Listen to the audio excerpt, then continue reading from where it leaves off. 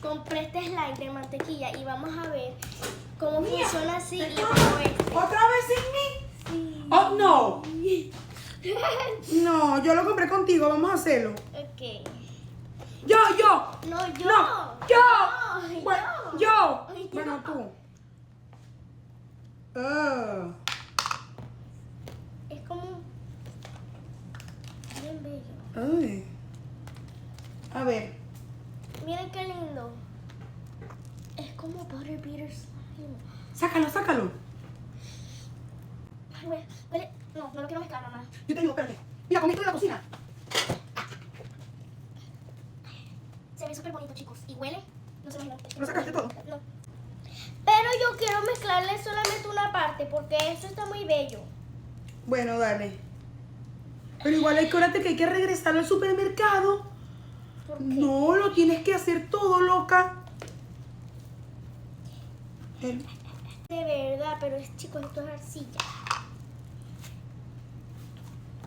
Miren qué linda está esta arcilla. Está súper gigante. Miren.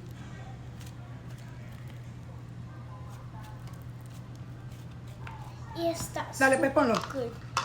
Ok, chicos, pero antes de que ponga este slime bien bello, tienen que poner los 5 botones y vamos a mezclar este ver. slime. Mira, están dándole seguir.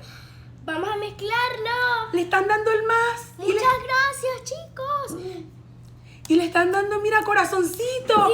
Y están comentando. Ok. Dale, mézclalo. Ya. Vamos a ver cómo queda. Esto va a quedar. ¿Ustedes cómo creen que va a quedar? Yo siento que esto va a quedar gigante.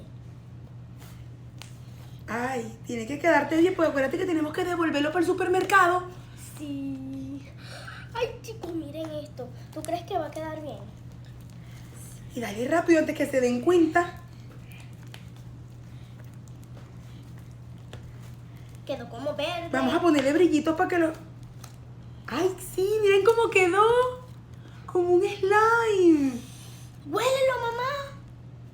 ¡Mamá, huélelo! ¡Huele súper rico! Espérate, vamos a arreglarlo ahora.